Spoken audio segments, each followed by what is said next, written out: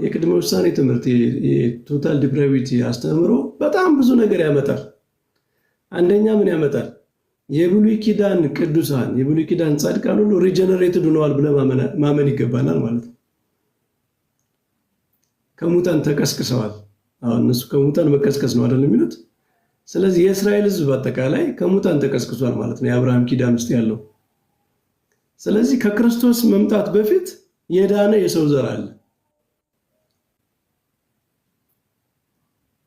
እና ከዳኑ ለምንድን ነው መንግስተ ሰማያት የማይገቡት?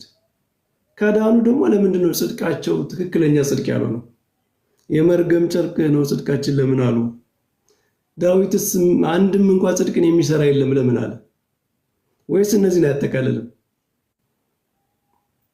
ዳዊትን አያጠቃልልም? ለምሳሌ ሁሉ በደሉ ሲል እርሱን አያጠቃልልም? ዳዊት ሪጀነሬትድ አልሆነም? በእነሱ ትምህርት የብሉይ ኪዳን ሰዎች ቅዱሳን ከሙታን ተቀስቅሰዋል ቀድሞ ብለው ነው የሚያምኑ። እግዚአብሔር ወይም እንግዲህ ይሄ ትምህርት ምን ውስጥ ይከታቸዋል መሰላችሁ? ወይ እነዚህ ሁሉ ቅዱሳን ዝም ብለው እንትን እያደረጉ እያስመሰሉ ነው።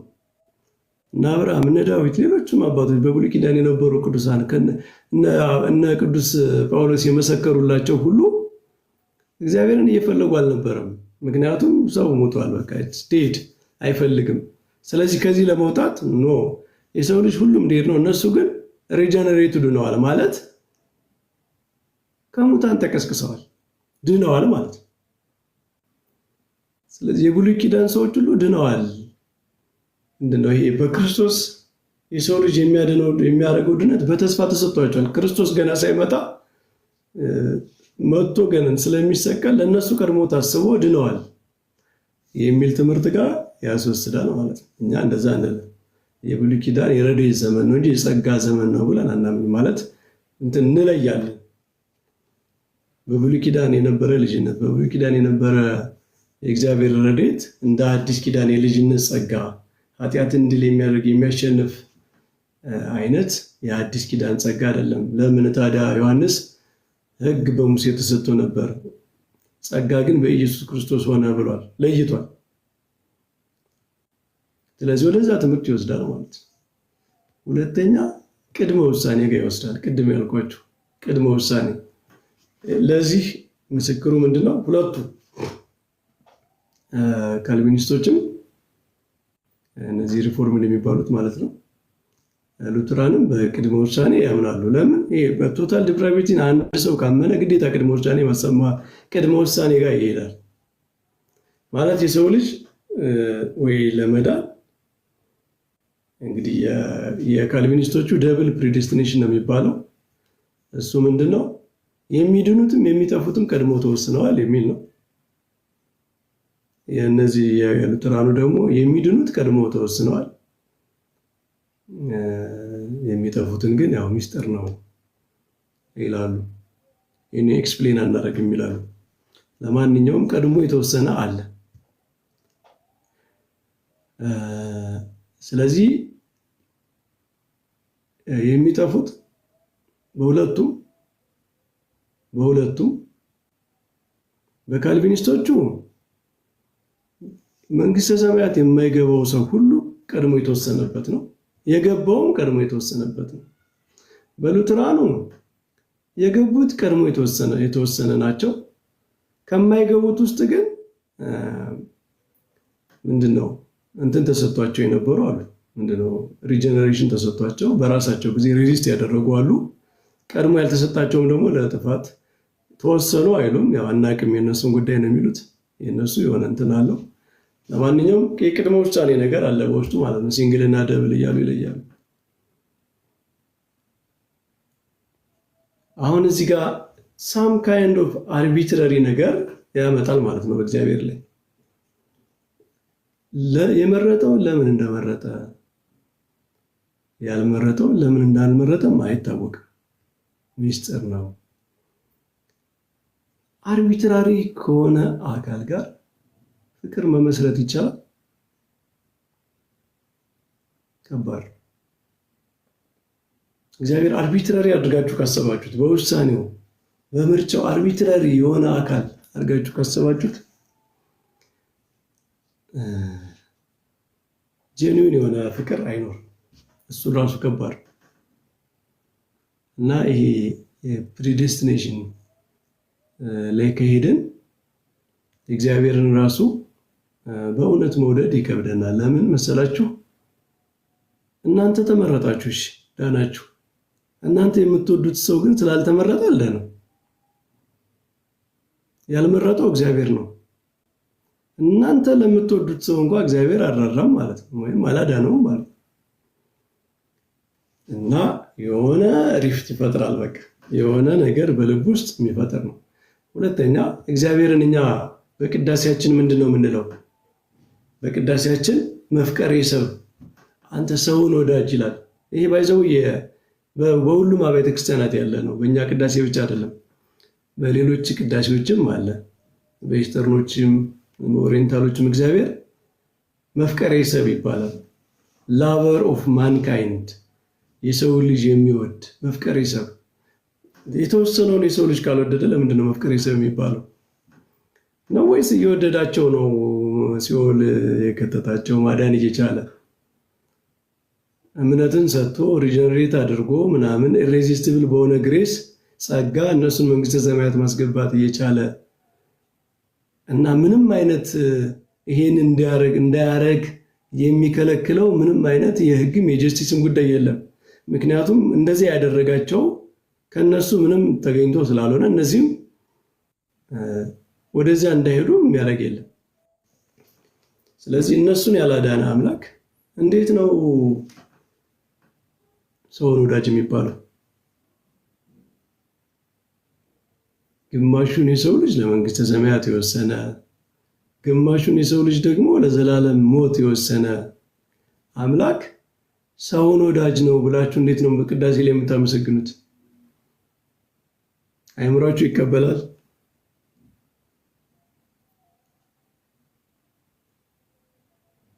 መልካምስ እንዴት ይሆናል? የእግዚአብሔር መልካም እንዴት ይሆናል? መልካምነት እኮ መልካም ባይ ዲፊኒሽን ክፋትን የሚቃወም ኢቪል የሆነ ነገር የሚቃወም መልካም የሆነ ነገር ደግሞ የሚያጎላ ነገር ነው መልካም የሚባለው። ወይም ለዚያ የሚሰራ ያንን የሚያደርግ ነው። በዘላለም በሲኦል ውስጥ መኖር መቼም መልካም ነገር ነው የሚል ሰው የለም። ለዘላለም በሲኦል መኖር መልካም ነው የሚል ሰው ከሌለ በቀር በቅድመ ውሳኔ ትምህርት መሰረት በሲኦል ውስጥ ሰው ከሚኖር ባይኖር ይሻላል። መንግስተ ሰማያት ቢኖር ይቻላል በሲኦል ከሚኖር። ስለዚህ እነሱንም ቢያወጣቸው በቅድመ ውሳኔ የተሻለ መልካም ይሆናል ማለት ነው። የተሻለ መልካም የሚሆን ከሆነ ደግሞ እግዚአብሔር ስቲል መልካም አይደለም ማለት ነው። ሁልጊዜም የተሻለ የሚሆን ከሆነ የጎደለ ነገር አለ አይደል? ፐርፌክት አይደለም ማለት ነው። እና በእግዚአብሔር ባህሪ ላይ እና በሰውና በእግዚአብሔር የአምልኮ የፍቅር ግንኙነት ላይ ሁሉ ብዙ ነገር ችግር የሚፈጥር አስተምሮ ነው። የጥንት ቤተክርስቲያን ትምህርትም አይደለም እንዳልኳችሁ፣ የጥንት ቤተክርስቲያን ትምህርት አይደለም። አባቶች እንደምንም ተብሎ ያለ ኮንቴክስት ምናምን እንግዲህ ያው ተለምዷል ይሄ ነገር እንደምታውቁት። አሁን ሁሉም ሰው አባቶችን የሚጠቅሱ ናቸው። አባቶች ሁሉም አባቶች ካልቪኒስት ናቸው። ሁሉም አባቶች ኦርቶዶክስ ናቸው። ሁሉም አባቶች ካቶሊክ ናቸው። ሁሉም አባቶች ፔንቴኮስታል ናቸው። ሁሉም ይጠቅሳቸዋል። አባቶች ከኛ ጋር ናቸው ይላል። ከየትኛው ጋር ናቸው? ይሄ ራሱ እኮ የሚያሳይ አባቶች በጣም አቢዩዝ እየተደረጉ እንደሆነ ነው አይደል? መጽሐፍ ቅዱስ እንደሚደረገው አባቶች ራሱ ያለ ኮንቴክስት ይጠቀሳሉ።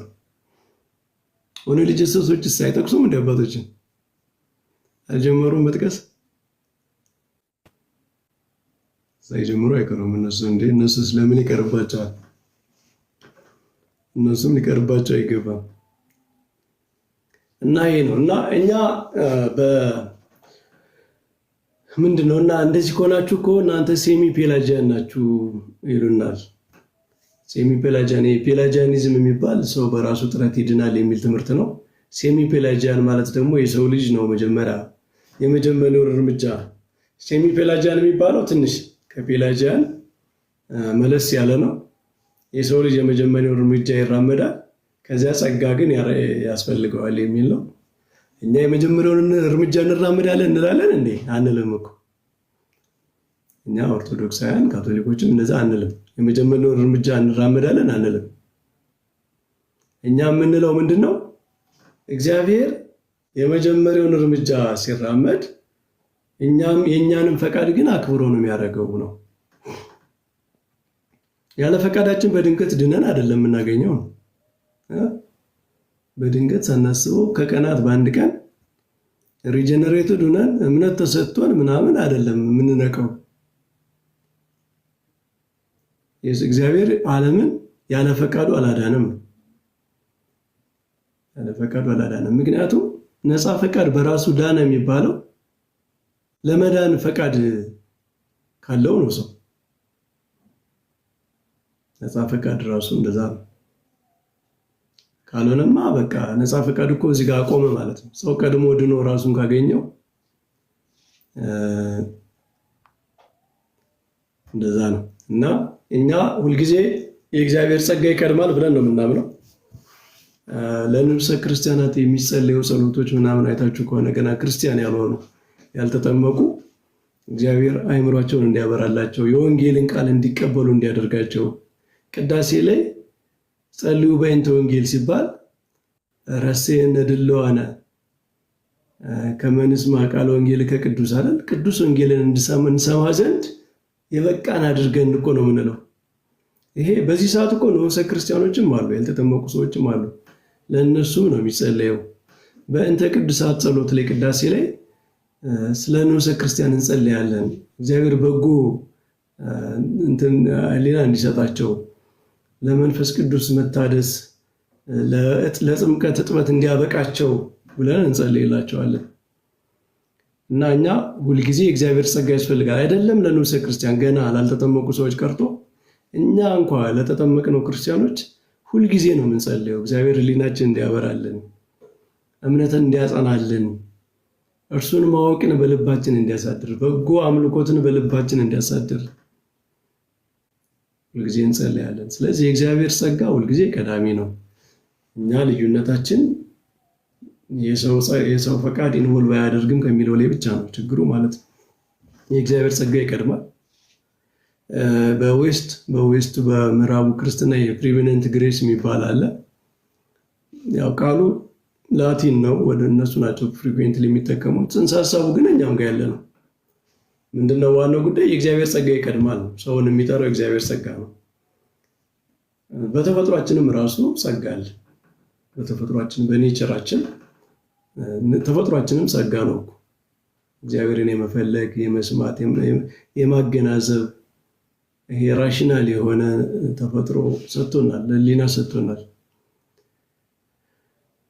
ሁለተኛ ደግሞ ጸጋ የሚያስፈልገው ለምንድን ነው? ወንጌል ማለት ተፈጥሯዊ እውቀት አይደለም። ወንጌል ምንድነው? ይሄ ከዚህ ዓለም ጠቢባን ውስጥ አንዱም አላወቁትም ይላል ቅዱስ ጳውሎስ አንደኛ ቆሮንቶስ ላይ። ወንጌል ዝም ብሎ የሆነ ሰው እንደዚህ እንደ ኮመን ሴንስ አይደለም። ክርስቶስ ሞቷል፣ ተነስቷል፣ በሞቱ በትንሣኤው አድኖሃል፣ አምላክ ሰው ሆኗል ብሎ ማመን የመንፈስ ቅዱስ ጸጋ ይጠይቃል። አያችሁ፣ የሰው ነፃ ፈቃድ ስለሌለው ምናምን ሳይሆን ይህንን እውቀት ራሱ እውነት ብሎ መቀበል የመንፈስ ቅዱስ ጸጋ ይጠይቃል። ቅዱስ ጳውሎስ ምን ይላል? ማንም በመንፈስ ቅዱስ ካልሆነ በቀር ኢየሱስ ጌታ ነው አይልም ይላል። መንፈስ ለምንድን ነው ያስቸግራል? አምላክ ሰው ሆኗል። በጠባብ ደረት በአጭር ቁመት በመካከላችን ተመላልሷል፣ ሞቷል፣ ተሰቅሏል፣ በልቷል፣ ጠጥቷል። ይህንን ማመን ወገኖቻችን እኮ በጣም ይቸገራሉ አይደል? ሙስሊሞቹ ሌሎች ጋር ስትሄዱ እንዴት አምላክ እንዴት ይበላል ይጠጣል? አምላክ እንዴት እንደዚህ ይሆናል? አምላክ እንዴት ይተኛል? ይህንን ለመቀበል የመንፈስ ቅዱስ ጸጋ ያስፈልጋል።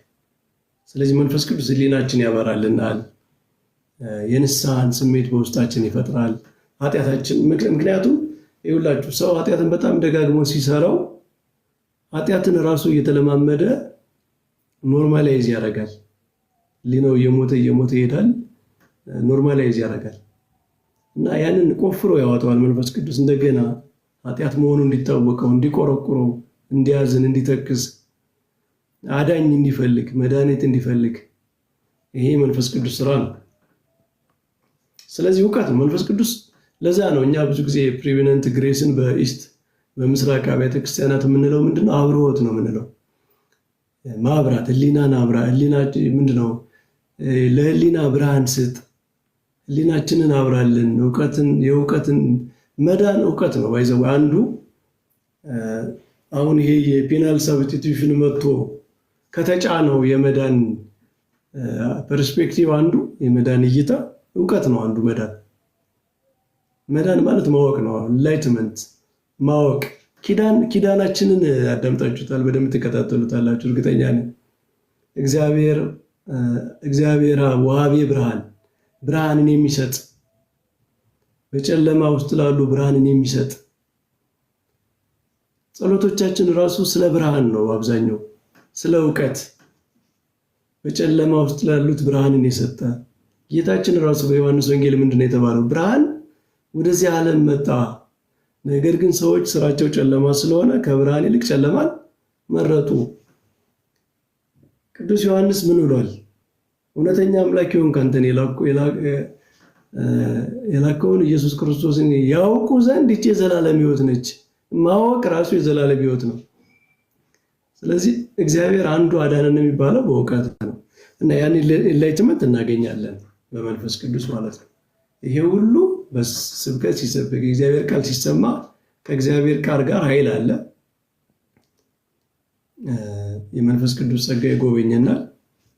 ከክርስቶስ ትንሣኤ በኋላ መንፈስ ቅዱስ ሁል ጊዜ ለእግዚአብሔር መንግስት መስፋት ስለሚሰራ ለሰዎችን ሁሉ የእግዚአብሔር ቃል ሲሰሙ ልባቸውን ወደዚያ ይመልሳል። ግን ዋናው ጉዳይ ነው ይሄ ሁሉ ተደርጎ ግን የኛ ነፃ ፈቃድ ሪጀክት ካደረገ ያደርጋል ማለት ነው። እና ይሄንን እኛ ሪጀነሬሽን ምናምን አንለው። ምክንያቱም ሪጀነሬሽን ምናምን የሚለው የድነት ቃል ነው። ድነት የሚጀምረው ክርስቲያን ከመሆን ነው፣ ከጥምቀት ነው። ከዛ በፊት ያለው የጸጋ መጎብኘት መዳን አይደለም የሚባለው፣ የመዳን ዝግጅት ነው። እያዘጋጀን ነው፣ እግዚአብሔር እድሉን እየሰጠን ነው። መዳን የሚባለው ስርየተ ኃጢአት፣ የእግዚአብሔር ልጅነት፣ እነዚህን ነገሮች እናቆያቸዋለን። መዳን፣ ሪጀነሬሽን ምናምን የሚባሉ ቃላት እኛ ክርስቲያን ለምንሆንበት የጥምቀት ጊዜ ነው የምንናገራቸው። ውድ ቃላት ናቸው፣ በጣም ውድ ቃላት ናቸው። እንደገና መወለድ፣ ዳግም መወለድ፣ የኃጢአት ስርየት ማግኘት፣ መጽደቅ፣ እነዚህ ቃላት ተቀብለን እግዚአብሔር በጸጋው ጎብኝቶን አስተምሮን ወንጌል ሰምተን አሜን ብለን ተቀብለን በጥምቀት የቤተ ክርስቲያን አካል የምንሆንባት የመንፈስ ቅዱስ ጸጋ የምንቀበልበት ስርየተ ኃጢአት የምንቀበልበት የእግዚአብሔር ልጆች የምንሆንበት ሰዓት አለ። ለሱ ነው እኛ የምናቆየው ይህንን ማለት ነው። ከዚያ በፊት ላለው የእግዚአብሔር እርዳታ እነዚህን ስሞች አንሰጥም። ሁለተኛ ፈቃዳችን እግዚአብሔርን የማይፈልግ ምንም እግዚአብሔር ጋር ግንኙነት የሌለው ከመሆን እግዚአብሔርን እንደሚፈልግ ተቀይሮ ነው ከዛ በኋላ ነው ምናምነው የምንሰማው የሚለውንም አንቀበለውም። እሱ የቶታል ዴpravity ያስተምሮ ነው። ሶስተኛ እምነት ራሱ ስጦታ ነው ይላሉ። እምነት ስጦታ ነው፣ ግን ስጦታ ሲባል እኛ ሁሉ ነገር ስጦታ እኮ ነው። ቅዱስ ጳውሎስ ያልተቀበልከው ምን አለ ይላል እኮ አይደል? ያልተቀበልነው ምን አለ? ያልተቀበልነው ነገር አለ እንደኛ? ስጦታ ያልሆነ ነገር ምን አለ? ተፈጥሯችን ራሱ ስጦታ ነው። መስማታችንም ስጦታ ነው። ማየታችንም ስጦታ ነው። የምንተነፍሰው አየር ስጦታ ነው። ስጦታ ያልሆነ ነገርማ ምን አለ? ስጦታ፣ ሁሉም ነገር ስጦታ መሆኑ ግን የሰውን ነፃ ፈቃድ ዜሮ አያደርግም። እምነትም ቢሆን ስጦታ ነው ማለት የኛ አሜን ማለት የለበትም ማለት አይደለም። እኛ አሜን ማለት አለብን። እምነት እቺ ምልክት መጣ። እሺ፣ እምነት አሴንት ነው። እምነት መቀበል ነው። እምነት ብዙ ነገር ነው ማለት እውቀትም ነው እኮ እምነት ማለት ከእውቀት የተለየም ነገር አይደለም። አሁን እነሱ እምነትን በጣም ያጠቡታል። እምነት ማለት መቀበያ ብቻ ነው ይላሉ። በቃ የሆነች ጸጋ መቀበያ የሆነ እንደዛ ብቻ አይደለም። እምነት እውቀትም ነው፣ እውቀትም ነው። አብርሃም እኮ አመነ ሲባል እግዚአብሔር ዘርህን እንደ ምድር አሸዋ አበዛልሃለሁ ሲባል አብርሃም አመነ። ምን ብሎ ነው ያመነው አብርሃም? እግዚአብሔር ይችላል የሚል እውቀት እኮ አለ በውስጡ። በእምነት ውስጥ የሆነ በጣም ከፍ ያለ እውቀት አለ በአብርሃም እምነት ውስጥ። ለእግዚአብሔር ምን ይሳነዋል? ኦምኒ ፖቴንት ነው፣ ሁሉን የሚችል አምላክ ነው። እኔ ሽማግሌውን ልጅ መውለድ የማልችልበት ጊዜ፣ ባለቤቴ ሳራም ልጅ መውለድ በማልችልበት ጊዜ እንኳ ልጅ ሰጥቶን ዘራችን እንደ ምድር አሸዋ ማድረግ ይችላል፣ ለእግዚአብሔር የሚሳነው ነገር የለም በሚለው የአብርሃም እምነት ውስጥ እኮ እውቀት አለ። ከፍ ያለ እውቀት፣ መለኮታዊ እውቀት ነው ግን። ስለዚህ እውቀት ደግሞ ከሰው አእምሮ ነው የሚወጣው። እግዚአብሔር ኢንላይትን ያደርጋል፣ እግዚአብሔር ብሩህ ያደርጋል፣ እግዚአብሔር ምንድነው የተጫነውን ነገር ያነሳል። ግን የሰው ልጅ ግን ስቲል አዋቂ ነው፣ እውቀት አለው በተፈጥሮ። ስለዚህ እምነትን ከሰው ራሽናሊቲ መለየት ራሱ አይቻልም። የሰውን ነገር ማጥፋት አይቻልም ማለት ነው።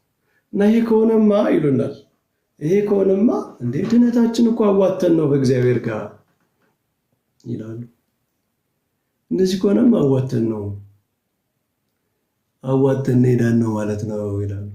ማን ነው እንደዚህ ያለ? የኛ ነፃ ፈቃድ መኖር የእግዚአብሔርን ስራ ያጎለዋል እንዴ? እንደዚህማ ከሆነ እግዚአብሔር ስራው ፍጹም ይሆን ዘንድ ነው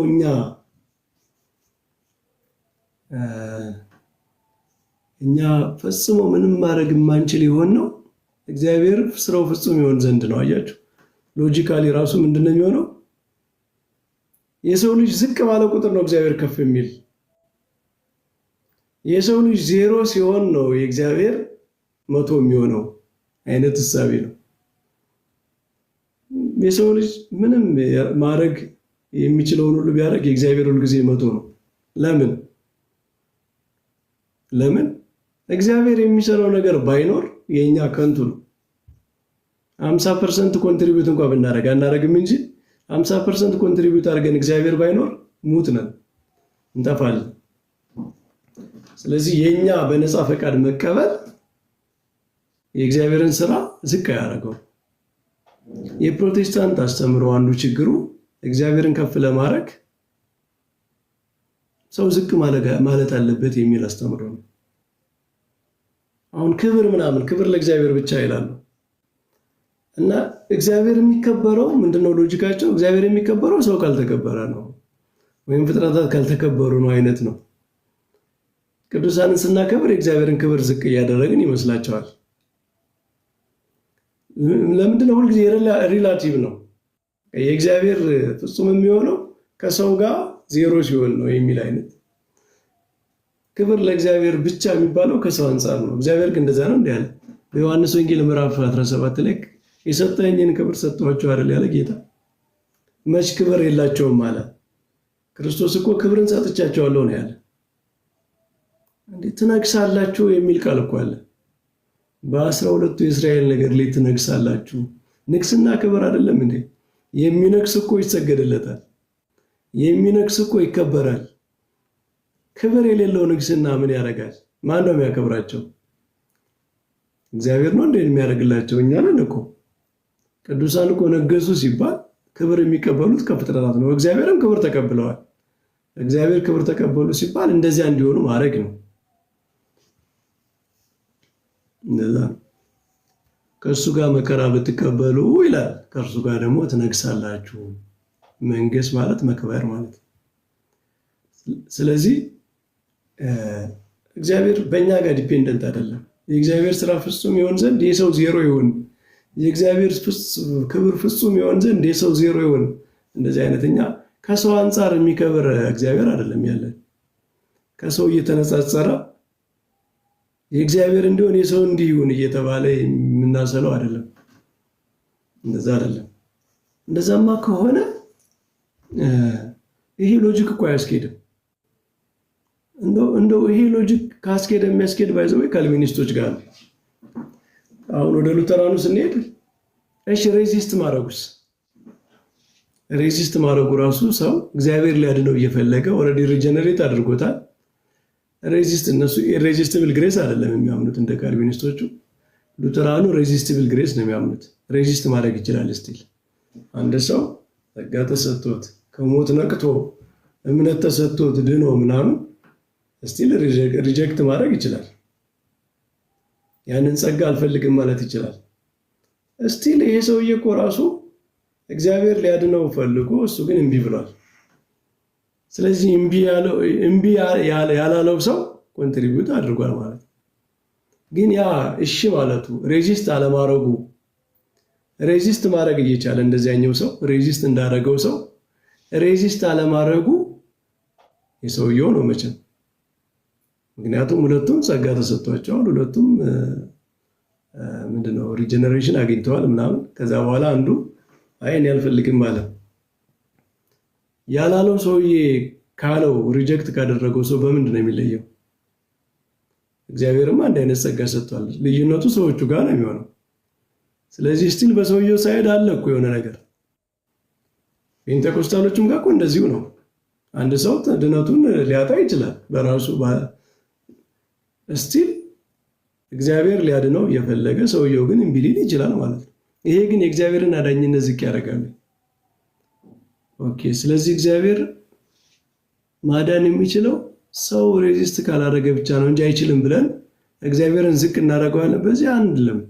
ለምን? እግዚአብሔር ሙሉ ነው፣ በራሱ ነው ሙሉ። እግዚአብሔር ጸጋ ይሰጣል። እግዚአብሔር ለኛ የሚያስፈልገንን ነገር ሁሉ ይሰጣል። ከዚያ በኋላ የኛ ነገር የኛ እንደዛ ነው።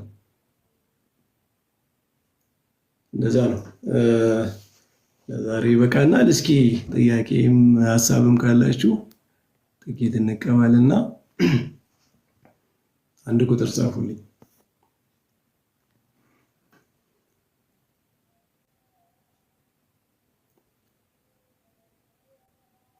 ግልጽ ነው? ተወሳሰበ? ያው የሌላ እሺ፣ ጸሎት ግባ። የሌላ ትራዲሽን ስለሆነ ያው ብዙዎቹ ላይ ገባን ይችላል በእርግጥ